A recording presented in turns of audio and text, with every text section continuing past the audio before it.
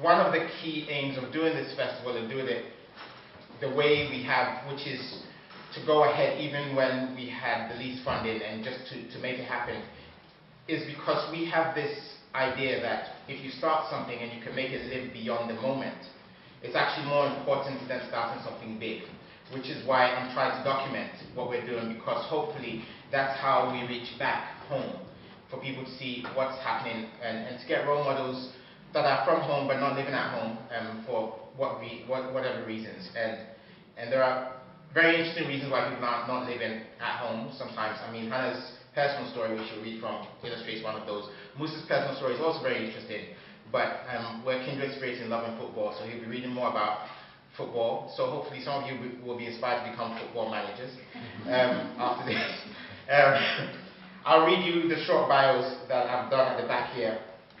So Musa Okwonga is a writer, broadcaster, communications advisor, and one half of the King's Will, an electronica outfit that blends poetry, music, and animation. His first book, A Cultured Left Foot, was nominated for the William Hill Sports Book of the Year award. And his most recent book is Will You Manage, which he'll be reading from. And Hannah Poole writes for The Guardian, Times, and Grazia, and is features editor for Arise. Her memoir, My Father's Daughter, chronicles a return to Eritrea to find her birth family. She was recently the subject of CNN's African Voices, looking at her writing career to date.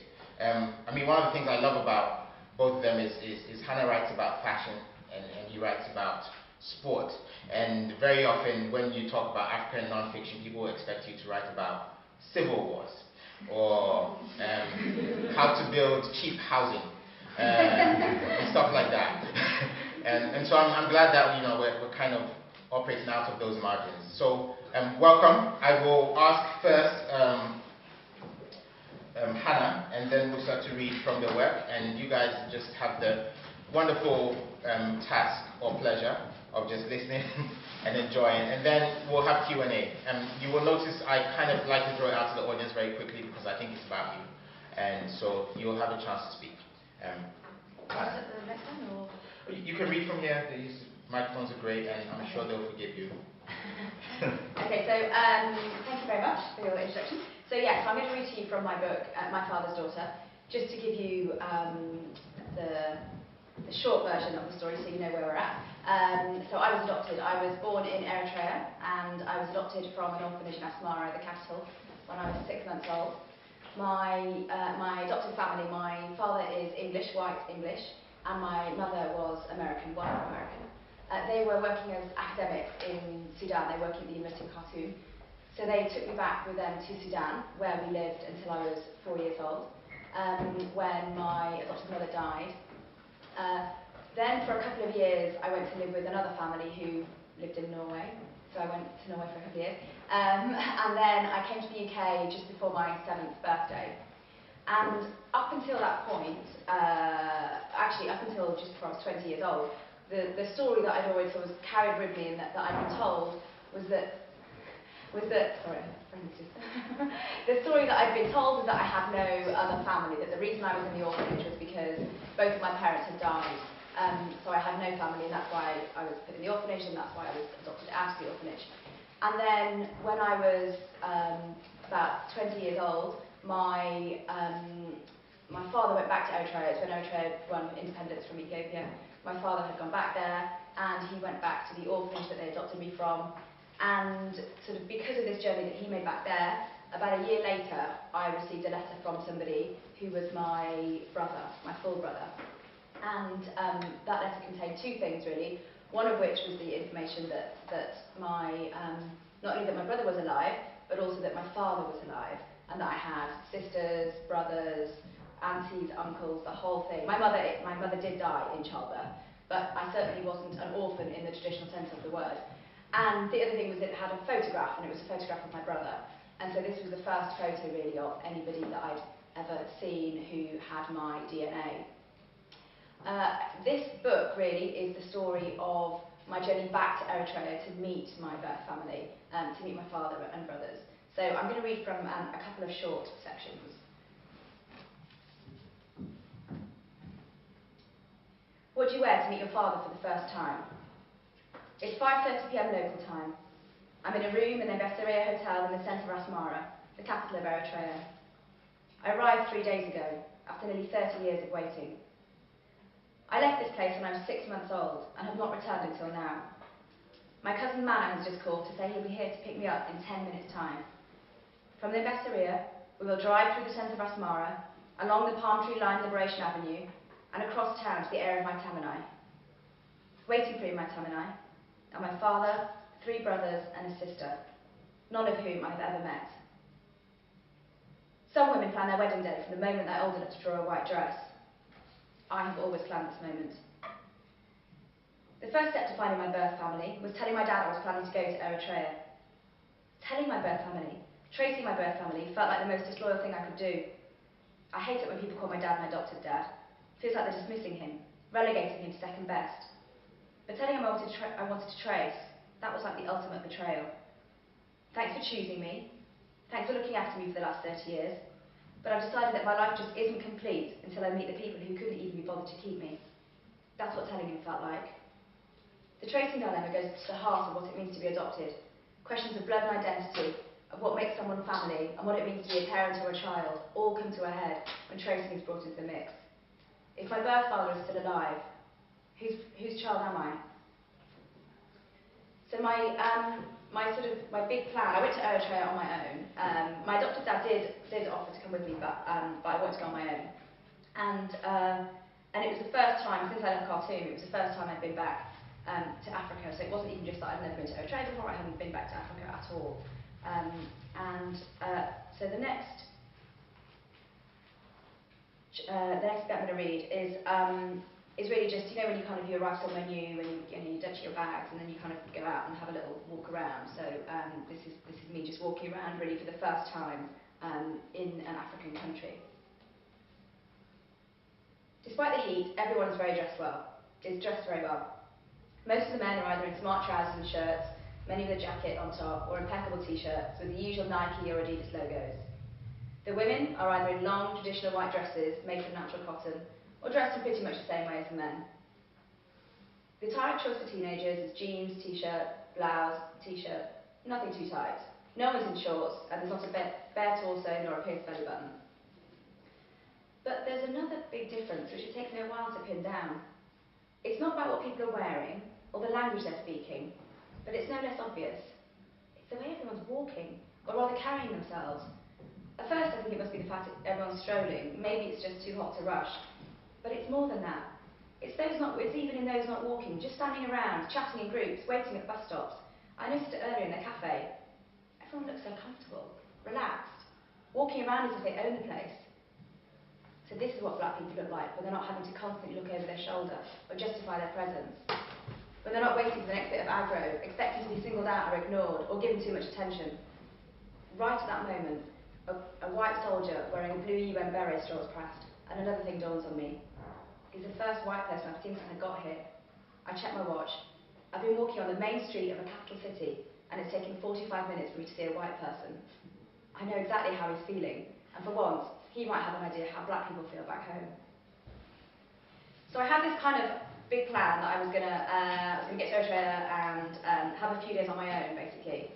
There was a Swedish cousin who was there sort of at the same time as me, and he was going to act as a go-between between me and my family.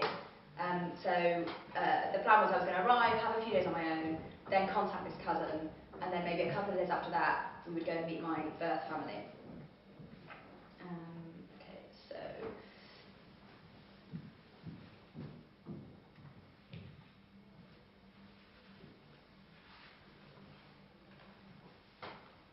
So this is on my second, sort of the lunchtime of my second day.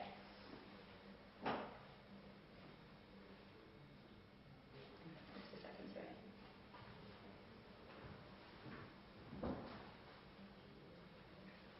Yeah, so I've had lunch in this is a place called Casa Italia, which is this kind of the Italia house. It's an old Italian colony. So there are these kind of bits and pieces of Little Italy in Asmara. So I've had lunch, and I'm now just back in my hotel. After lunch, and feeling very much in holiday mode, I decided to do some surreptitious sunbathing on my balcony while the rest of the city has a sleep. Having been warned how conservative Eritrea is, I didn't bring any vest tops, never mind anything resembling a bikini. So I stripped down to a bra and the biggest knickers I can find, but only after checking I'm hidden from view. I want to tan, not cause offence. I lie down on a towel, water by my side, headphones clamped to my ears, close my eyes, and try to imagine I'm on a Greek island. Half an hour later, the telephone wakes me up. Hannah, it's cousin Manna. Hi. They're here. Who's here? Everyone, your family. I'm with them now. Your father, your sister, your brothers, they're all in the same room. But you said they wouldn't be here for a couple of days, I say, hoping he can't hear the panic in my voice. Well, they're here now. I'm coming to pick you up. Don't move. Move? I can barely draw breath. I need more time to prepare, I plead lamely. I'll be there in 10 minutes, replies Manna, before hanging up. 10 minutes? Surely this is some kind of sick joke. All that waiting, all that expectation, and now someone's telling me I've got 10 minutes to prepare before I meet my birth family. How can this be all it boils down to? My father, my sister, and 3 brothers in 10 minutes. That's precisely 2 minutes to think about each of them, except it's probably a lot less. I've been standing here for I don't know how long. 10 minutes is all I can think of. If it takes Manna 10 minutes to get here, it will take us 10 minutes to get to the house they're in.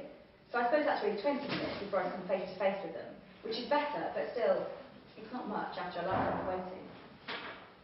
I knew at some point there would always be a 10-minute moment, but I thought it'd be in a couple of days' time. I'd build up to it.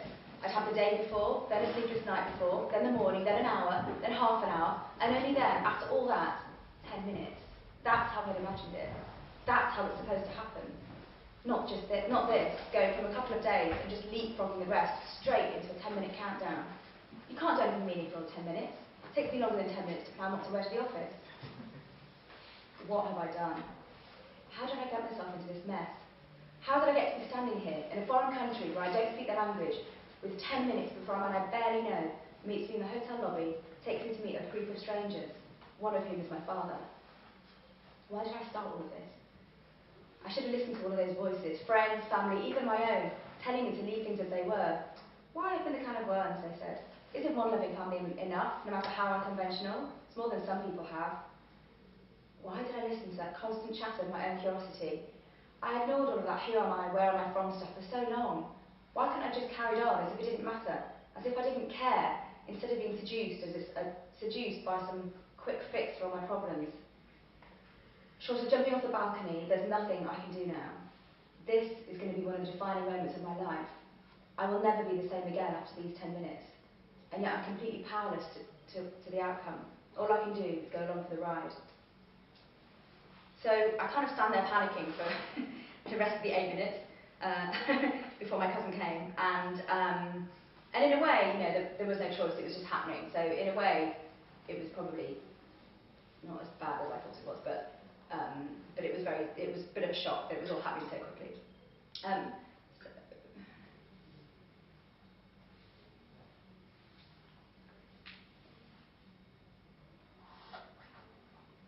Why did you give me away? It's no coincidence that I know a lot of adopted adults. We have a habit of gravitating towards each other. So, as the saying goes, some of my best friends are adopted. And yet, even though I know more than most, I've never heard the words, I'm glad I was adopted.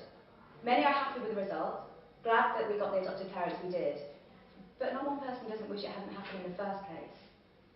No matter how much love we may have for our adopted parents, no matter how much we don't want to hurt them or how guilty we might feel for having these thoughts, we all wish we hadn't been put up for adoption. My mother died. My father was a farmer in a village who was left, I now knew, with 5 other children plus a newborn. He couldn't look after me and work the land, so he put me in an orphanage. Because of this one decision he made, my life took a completely different course. Unlike the rest of my birth family, I've never gone truly hungry. I've never prayed for rain, and I've never been displaced by war. I have a wonderful adopted family, a brother and sister I adore, a job I love, a flat in one of the world's most expensive capitals. In fact, all the trappings of Western success. Looking at the facts, if anyone should be relieved to have been adopted, it should be me. My adoption has meant I escaped terrible hardships and the likelihood of early death. Even I know that a motherless child does not last long in the villages. Had I not been placed in that orphanage, assuming I made it past infancy, I would have had a Knoll, Eritrean peasant girl's life, complete with a stint on the front doing my national service, an arranged marriage, and children in my teens. But I still wish it hadn't happened. I still wish I hadn't been adopted. And most importantly, I still want to know why. why did you give me away? And now here I am, on one side of a door, with the only people who can answer that question on the other. If I listen, I can probably hear them speaking. I wonder what they're thinking. I wonder what they're saying. Do they sense I'm outside the door? Isn't that what blood relatives do, sense each other's presence? Under my breath, I whisper the few words of Tigrinya my cousin Guyan taught me, so I'd at least be able to greet my father in his own language. And then I look to Mana and nod that I'm ready for him to knock on the door. As soon as he knocks, I want to run as fast and as far away from here as possible. In that one knock, in that one moment, I feel as if I'd lost what little power I had left. He has knocked on the door. Unless I run away, I will meet my birth family. It's not that the desire to meet them has vanished, it's just that finally it's gone beyond the point of no return. It's one thing to spend your adult life wanting to meet your birth family. It's quite another knowing it's going to be happening in a matter of seconds and there's nothing you can do about it. I glance up the dirt track to see if there's an obvious escape route. There isn't, and besides, it's not as if they don't know where I'm staying. I silently urge Mana to see the fear in my face, but to no avail. I hear someone behind the door shunt the lock to one side. A short man with blue-black skin and a round face and a white moustache opens the door. Is he my father? Should I hug him? He looks nothing like me, but then what was I expecting? A body double? Maybe I get my looks from another and my brains from him. Just as I'm about to take a gamble and lunge at him, he says hello to me, in English, and motions me towards a courtyard that's behind the door. Come, come, he says, eyes twinkling behind a pair of tinted glasses. Everyone's inside, they're very excited to meet you. I walk through the courtyard, trying not to step on a couple of small children who've appeared from nowhere. In the middle of the courtyard is a mango tree heavy with fruits. Wow, mangoes on trees, I hear myself say, to no one in particular, like the tourist I am. Doesn't matter, no one replies, and I push towards yet another door. I will open the door, says Mana, and then you will walk in. And with that, he reaches in front of me with his right arm and gently pushes open the door. I stand there rooted to the spot. He gives me a gentle shove. Thank you very much.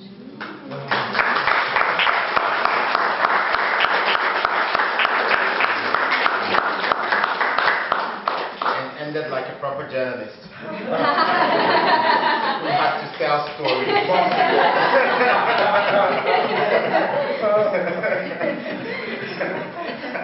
I'm not going to say anything. I'm just going to hand over to the football man because what can I say? The door's open.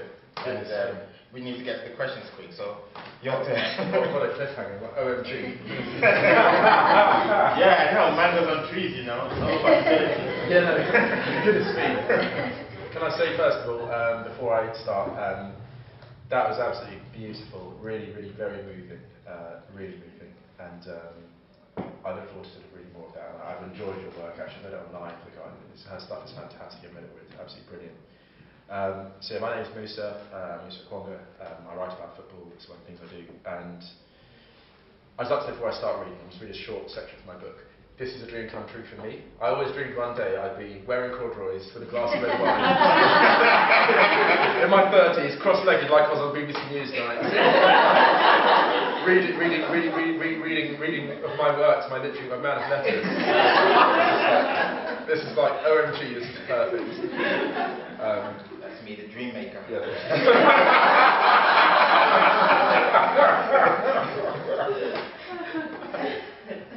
Something I'm going to read from my papers there. I've written a book called Will You Manage? And any football fans here, hands up who's a football fan? Hands up who isn't a football fan? Hands up who despises football. It's fine, this is market research. The books I write about football actually try to be books about life. They try to explore, because football for me is an interesting social phenomenon. And my books are basically anthropology. I might as well write about fishing. You know, the whole point is football is a point of entry. So this book, my first book was called A Culture Left Foot, which thank you, I forgot this.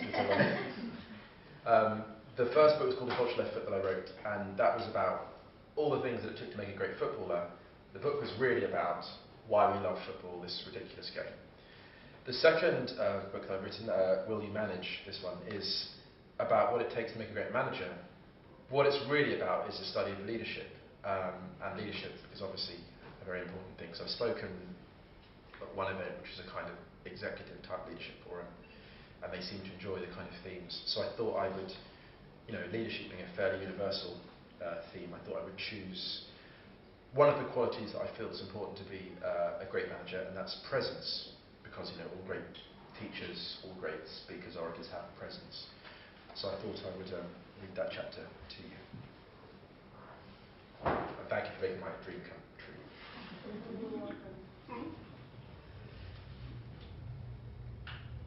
Five suited figures from some of Liverpool FC's most glorious years saunter towards the camera.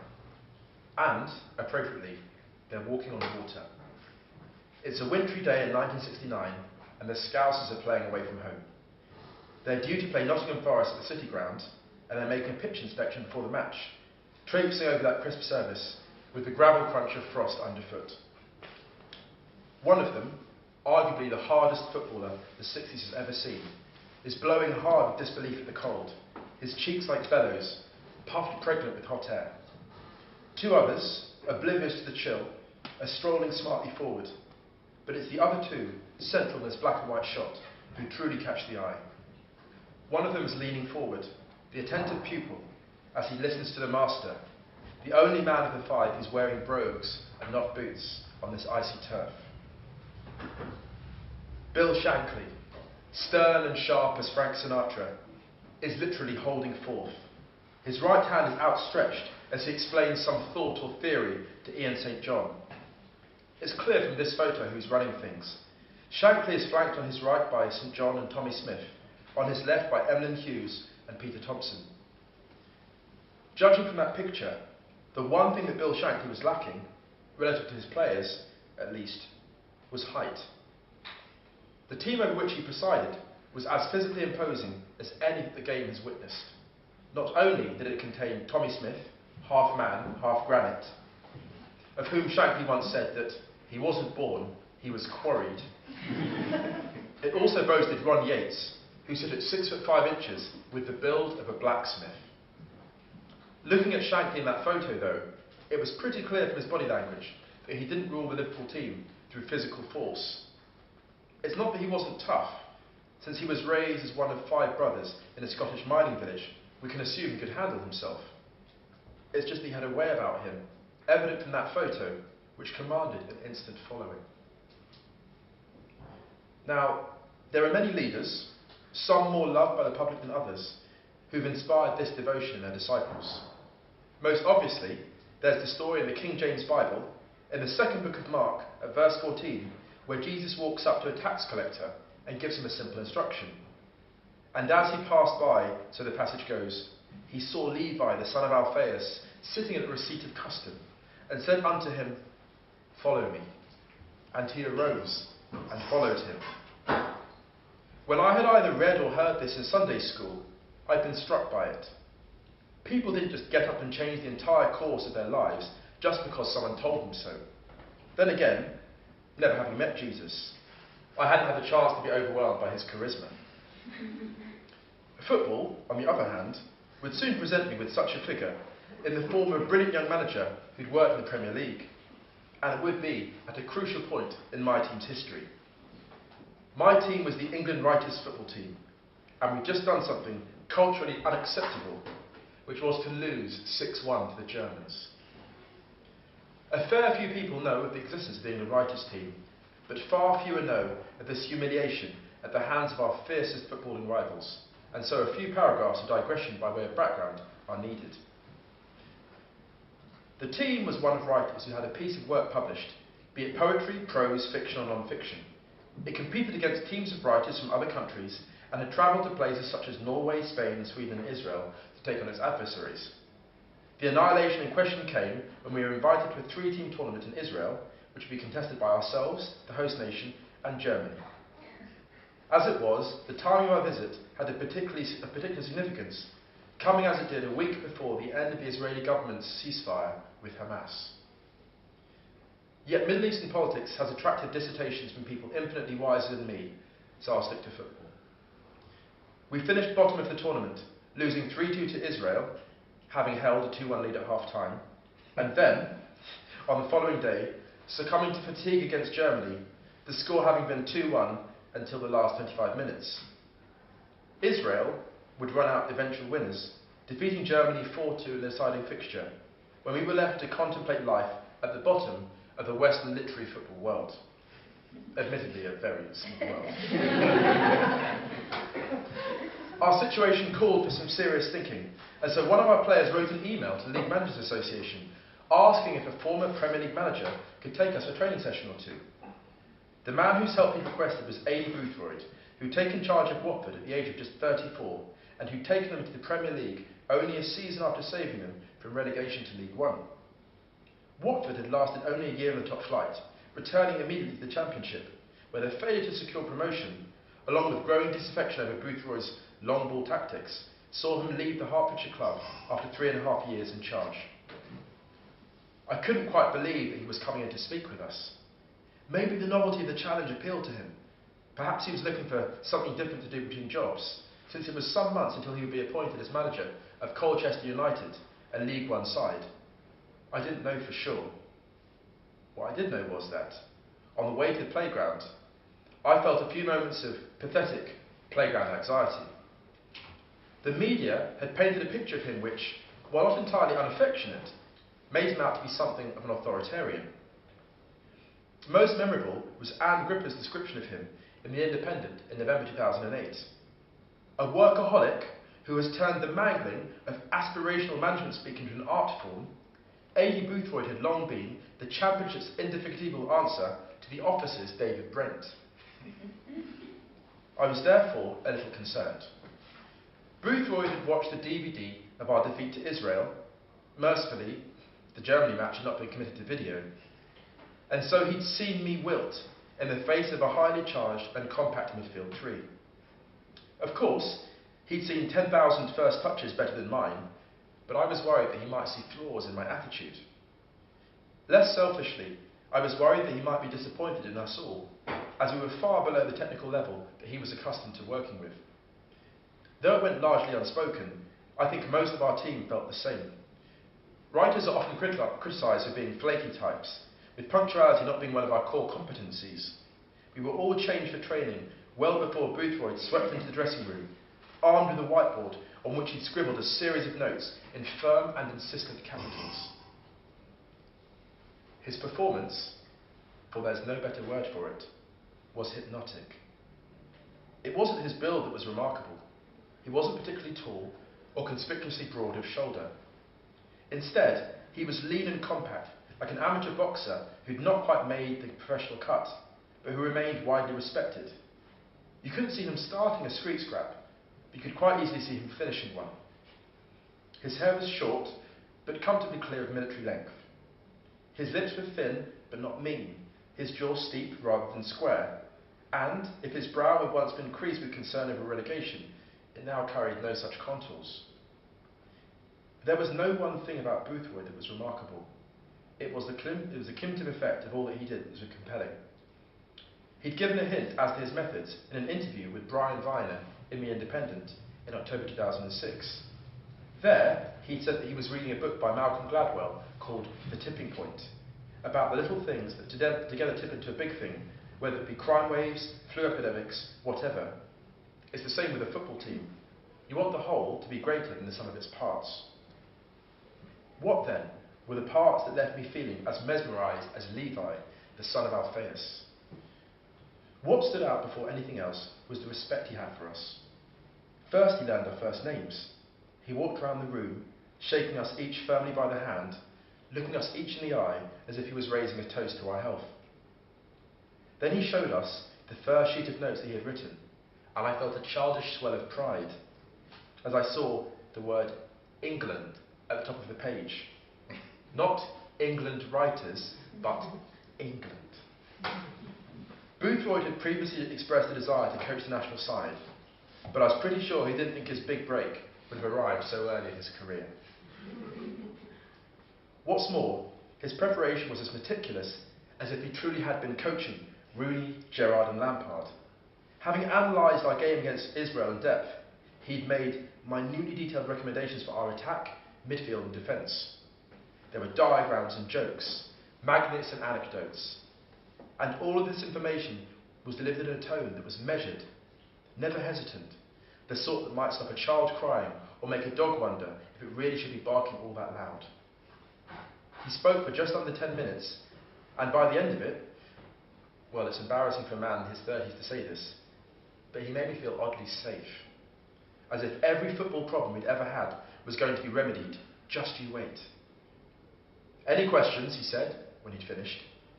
There were none. He brought a room of writers, England's most chattering of classes, to an awestruck silence. He turned and made his way out of the room towards the training ground. And, without a word, we rose up and followed him.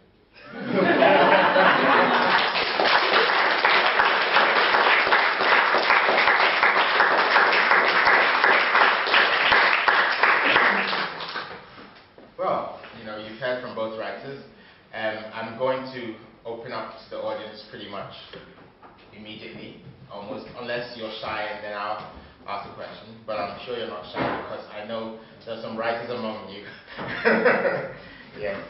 Hi, my question's for Hannah. I was curious to know how long it took you to commit everything to paper, because I imagine that it's a story you've been writing for your whole life. Yes. I mean, basically, I was quite lucky in one sense in that I got a book deal and stuff actually very quickly because of my writing with The Guardian and stuff. But even before that happened, I knew I would be writing when I went on the journey. I didn't know if it would be published. I didn't know if it would be a piece in The Guardian or if it would be a book. I didn't. This is but when I imagined it, I always imagined I would be writing it down. And then, I had a book deal already when I went. So, which in some ways I think was a bit of a sort of safety blanket thing for me, because I'm a writer and that's what I do. And because, like I said, I went on my own. So on the practical side, if that's also what you're asking, I went out there with, I did a load of research beforehand. I went out there with loads of notebooks, with a dictaphone. Because I was on my own, I'd go back to the hotel in the evenings and just talk into the dictaphone, sit on the balcony with a glass of wine and talk all night. And then, so that became a release as well. And I kept a sort of journal while I was out there. And I did, and I also did journalism really on myself in a way. So when I was, when I had a sort of one-day journey with one of my brothers, I spent that time basically interviewing him. I didn't call it an interview, but because I knew I was writing, it let me ask certain questions again and again and just clarify, because things have, when family tell you stories, they don't really, they don't sort of, everyone says they're your cousin for a start. And then you're like, no, hang on, whose child are you? And who, so I learned that very quickly. Whereas maybe if I hadn't been writing a book, I could have just gone, this is amazing, everyone's my cousin. And so things like that, there were sort of practical things that, because I was writing, actually helped me and allowed me to be really clear about certain stuff. And then in terms of writing, I wrote all the way through the journey, and then when I came back, I carried on writing. Yeah. And then in terms of completing the book, I was at The Guardian at the time, and I went onto a 4-day week, as if it's like practical stuff. Went onto a 4-day week, and wrote. Basically, I would be writing for The Guardian Tuesday to Friday. I would have Saturday off, and then Sunday and Monday I would write the book. And actually that was quite helpful. I got some really good advice from another Guardian writer, Andy Beckett, when I was starting to do the book, who basically said, you can either take 6 months off or whatever and try and crunch it all into that time, or you can try and do it across a year. It depends what you're like. Literally, what were you like at uni or what were you like at college? Do you do your homework? It was like, know yourself. Because you could take 6 months off and not finish a book quite easily, and then it's worse. So I sort of thought, and I also thought it would be quite helpful, because this is a really personal book, and a sort of deep book, that, when I got stuck, which I did, when you go into the office, if you go to The Guardian or whatever, go to a newspaper office or writing to a day job, I can't go to The Guardian and just be like, no, I've got a block, I can't write my column today. You can't do that, you just have to write your column. And so it got me out of that block, and that was really, so I was actually writing all the time, even when I wasn't writing the book. Yeah. Anyone else? Question? Yes. Thanks to both of you, that was brilliant writing, actually enjoyable to listen to. And I was just thinking that coming back to the UK, I realised how much African writing has to kind of contend with the Western audience, that it has to explain itself to all the time and get out of stereotypes and blah, blah, blah. But it seems like in both of your narratives, because you're actually writing from literally your vantage point on things, you're actually able to explore really interesting subject matter that's sort of out of the usual stereotype. And I'm just wondering for you also, in the process of thinking about new writing, how do you do that? Who do you perceive, for example, as your audience, or what kinds of issues or subjects are you choosing to write about, particularly because you're writing non-fiction? You want to go? You're on the flow of things. Okay. All right. Yeah, no, that's really interesting. I mean, for this book, I wrote the book that I wished had existed when I decided to go and trace my family. So I mean, that's not that, I didn't write only for Eritrean adoptees who were going tracing, but I wrote very much for myself, maybe at kind of 20 when I discovered I had a family. So that was really reflected back at me. And then in my other writing, and I try really hard. I mean, with Nick's comments at the beginning, people do assume you're going to write about certain things. People do assume that if you're an African writer or a writer of African heritage or a diaspora writer, that there are certain things you want to write about. And in my journalism, it's a balance between, on the one hand, yes, I love, I don't, and I think it was Toni Morrison has a quote about, it's in no way limiting to be a black woman writer. In fact, it gives me lots to write about that I wouldn't be able to write about if I was a white man, for example. I don't see that as limiting in any way. The problem I have, say, with my journalism is if the only time an editor was coming to me is when it's a black story, then I had a problem. If they came to me for those stories and other stories, I didn't have a problem. And it's the same when I think of kind of audience. I think I don't only read black women. I read mostly black women. It's true. But even if I read mostly black women, most of what I read ends up being white men, because if I read the papers, that's what I'm reading. So in terms of who I write for, I think you're not supposed to think about who you write for. I don't think it's helpful. I think that would make me, that would constrain me creatively, I think. Yeah, as much with non-fiction as also if I was trying to write fiction as well. That sounds very resonant. I would just say that we've all had unusual lives, and my own path has been fairly unusual. And so as a result of that, I don't have any one constituent to say I write for. I don't think I write for black people. I don't think I write for gay people, bisexual people. I don't write for. I can't. I don't write for Ugandans. There's never been any one of those groups that I might fall within. I've spoken to. I feel part of them. So I think at first I had a sense of loneliness in my sort of personal life about that. I still have an awkwardness in that sense. But it was great to be a writer, because I think a really important thing as a writer is to be able to detach. The writers who I absolutely love, my favourite writers, are people like Kurt Vonnegut and Ernest Hemingway, and what unites them is the simplicity of language. And I think Vonnegut perhaps my favourite because he has a simplicity of Hemingway, which means that whatever reading age you have, a lot of people in the developed world, they don't have the developing world, or whatever they call it these days. They left primary school with the basic reading age. Now, if you can write for people at that level, you're not patronising their intellect. You're basically saying, this is the extent of the reading tool you've been given. I'm going to work with you and write on a level that you've read to, so you can engage with my work as fully as somebody who's had a postgraduate education. So my aim, particularly in my poetry, is to have that universal platform for everyone to appreciate my work. And that's my hope. And I think that my vantage point, because it's so different, allows me to step away from society and see things slightly side on, which is why my books are very esoteric. So as a football writer, funny enough, I'm actually quite niche. Because most people, they don't like analysing football, they just like watching it. But I tend to kind of deconstruct it, which makes me a bit weird. Academic football writer, who does that? The other thing I would say is that in terms of an audience, I once went to a Radiohead gig, who are my favourite group.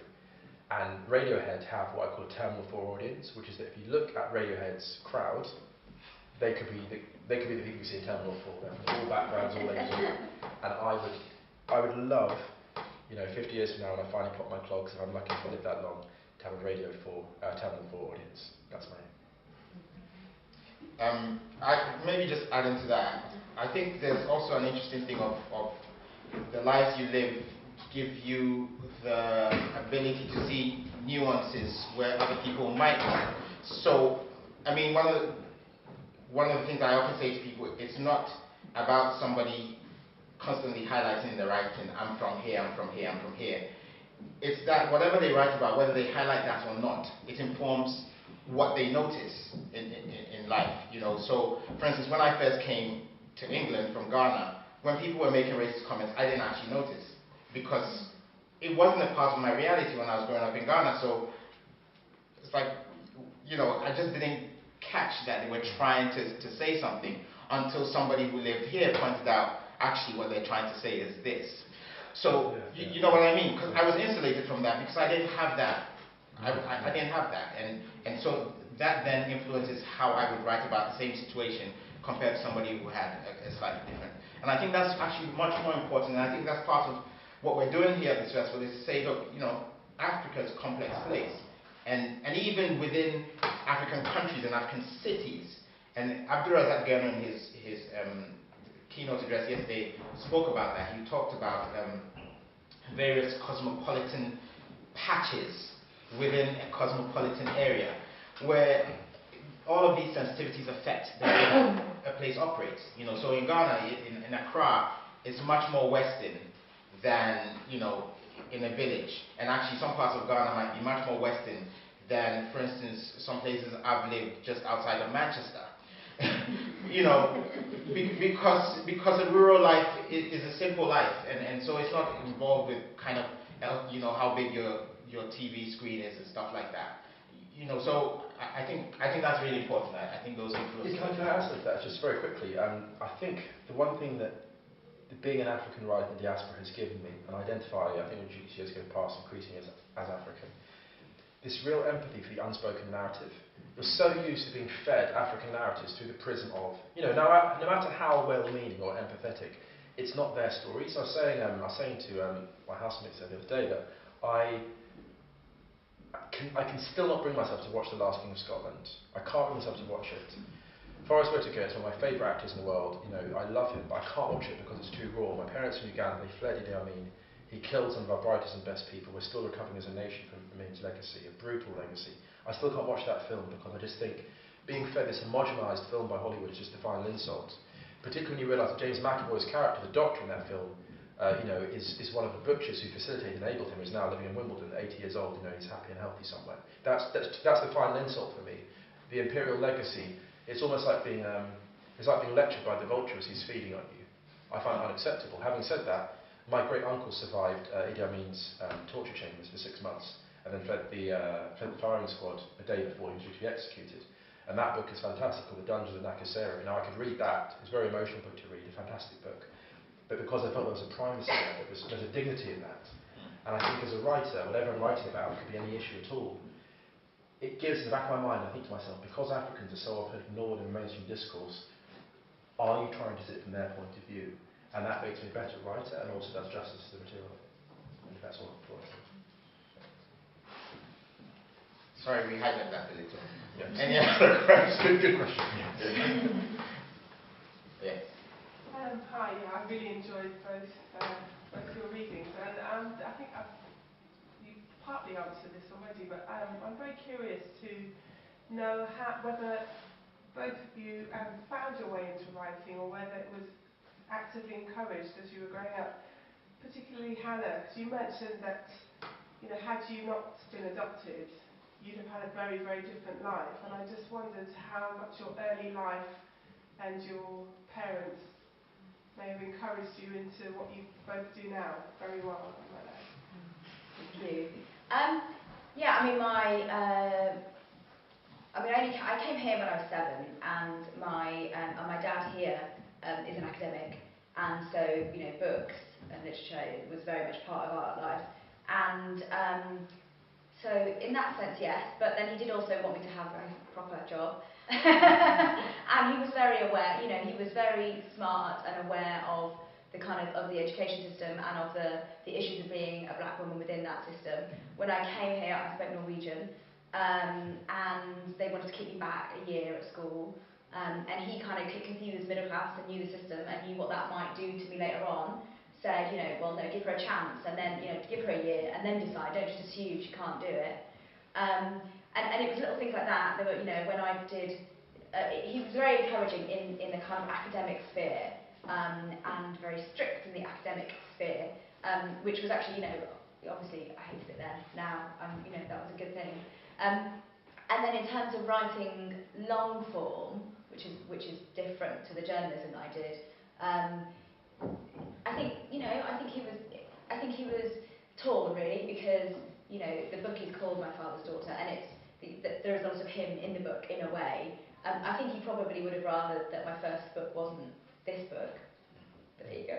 Yeah. And again, I owe my mother everything. My father died when I was 4 years old. He died in the sort of civil war unrest uprising when it was against Museveni in '83. So my mother brought me and my siblings up. And I owe her everything as a writer, because she had this amazing thing that was in her bedroom. It's called Okwonga's library. She got the cupboard and she opened it out, and she replaced all the sort of coat hangers and all the clothes and everything with these sort of 5 shelves. And on each shelf you had an alphabetical order, all the different books grouped by subjects. You had like Alfred Hitchcock. I didn't know Alfred Hitchcock was actually a film director until a few years later. I thought he was a writer because he wrote these things called The Three Investigators, this amazing detective series. And like 30 odd of these. We read all of these. Better than the Hardy Boys, like far better. Enid Blyton, all this stuff. National Geographic magazines, all this stuff, and it was all there. And it was brilliant because she was so clever. She gave us so much dignity as readers when we were younger, because all writers that want to be anything have to be readers first. And she ordered, bless her, she ordered this stamp, and the stamp basically said Okwonga's library on it, and every single new book that she bought, she stamped with Okwonga's library. So you had, when you took the book out, you had to sign little cards saying I've got this book out. So you'd go to the library, you'd walk like 3 meters from your bedroom. You'd be like, I'd like to get a book out from the library. And my sister would stand very sternly, like look over you at her, sort of, you'd be looking at this, well, what book do you have? I'd like the Enid Blyton. And it ritualised, and it made education. You had an education under your roof. I'm doing that. And it was it was a beautiful thing. And the more I think about it, we were told to, sorry, it's a bit of a long answer, but we were taught to play with words. We were given spelling tests as kids. My mum gave us intelligent toys. Like, it wasn't just like, you didn't just have a toy like a doll or something. You had a sort of toy you had to assemble. It was like Lego or Meccano or something. So you always had to work hard. And I think all those connections that we were making, constantly being playful with words, with matter, I think they helped me be a writer. I think they were instrumental.